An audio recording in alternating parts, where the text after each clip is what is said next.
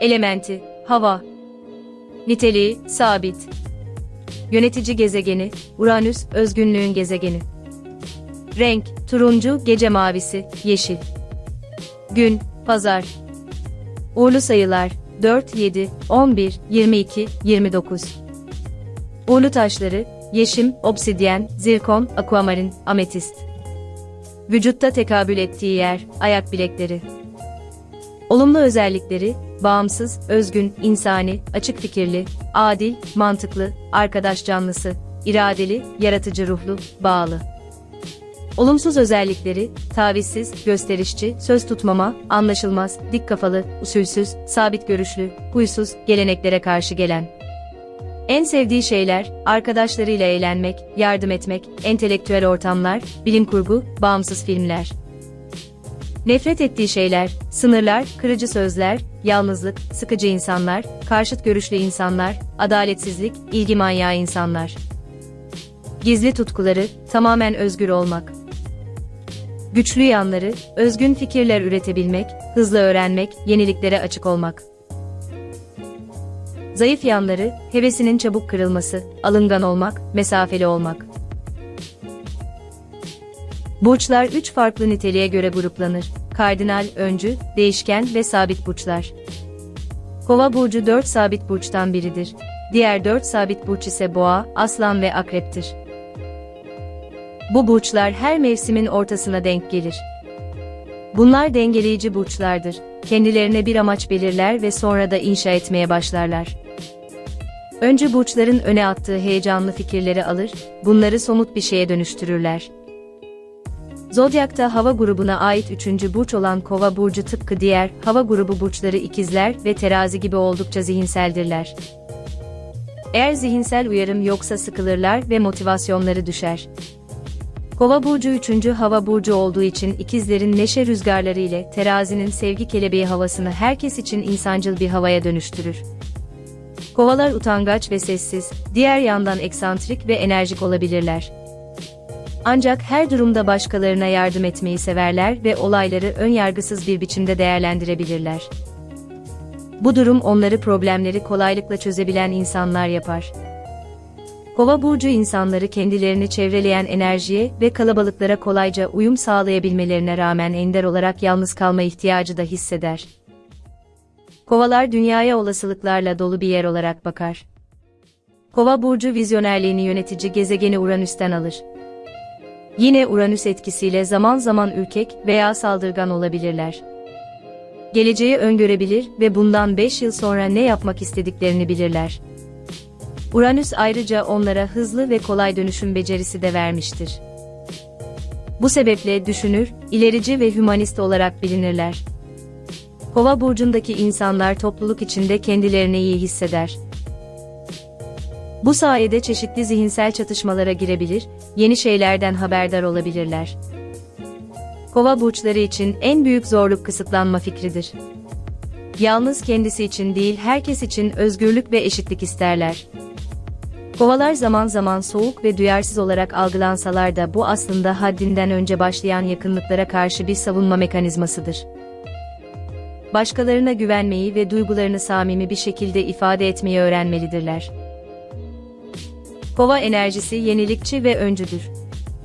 Deneysel elektronik müzikten toplum odaklı yaşamaya kadar bu burcun keşfetmeyeceği hiçbir şey yoktur.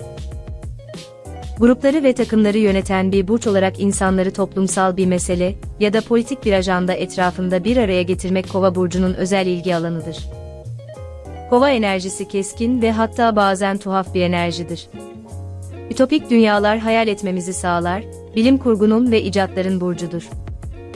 Kova etkisi bir yandan bizi asileştirebilir ve gerçeklikten uzaklaştırabilirken, diğer yandan da başka zamanlarda göremediğimiz olasılıkları görmemize yardımcı olur.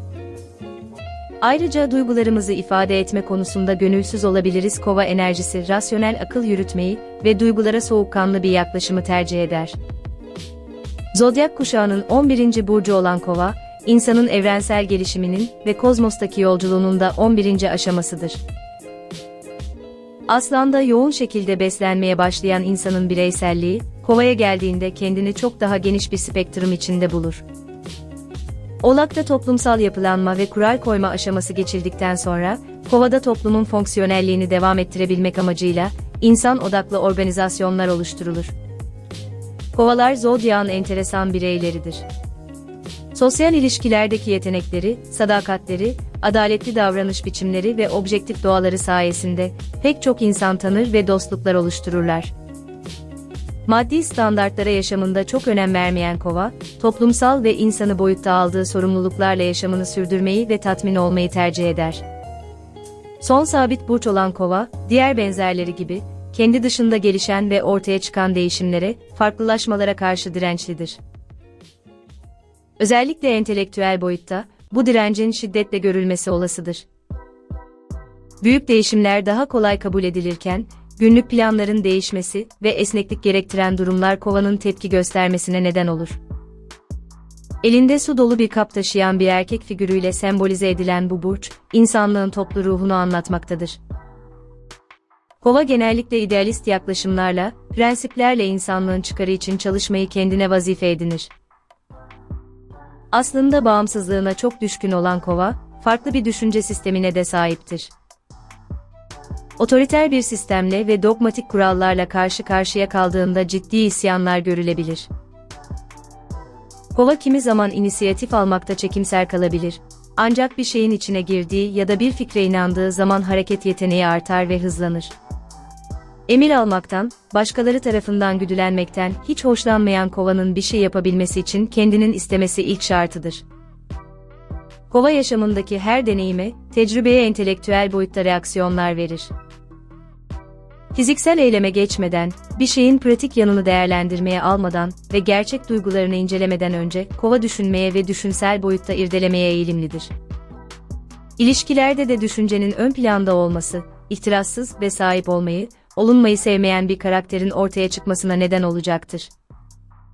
Aslında Kova duygularına odaklandığı zaman, tutkulu ve sevgi dolu bir davranış biçimi de sergiler. Modern astrolojide Kova'nın yöneticisi, egzantrikliğiyle ve eklektik yapısıyla tanınan Uranüs'tür. Klasik doktrinde ise Satürn, Kova'nın yönetici gezegeni olarak kabul edilmiştir. Aslında bu iki gezegenin sembolizması birbirine oldukça aykırıdır, fakat Kova'da bu karakteristikleri dönüşümlü olarak görmek mümkündür. Kova'nın en belirgin Uranüsyen özelliği, önceden vereceği tepkilerin belirlenememesi ya da hangi düşüncede olduğunun saptanamaması olarak kabul edilebilir. Satürn'ün etkisi ise Kova'ya stabilizasyon kazandırır.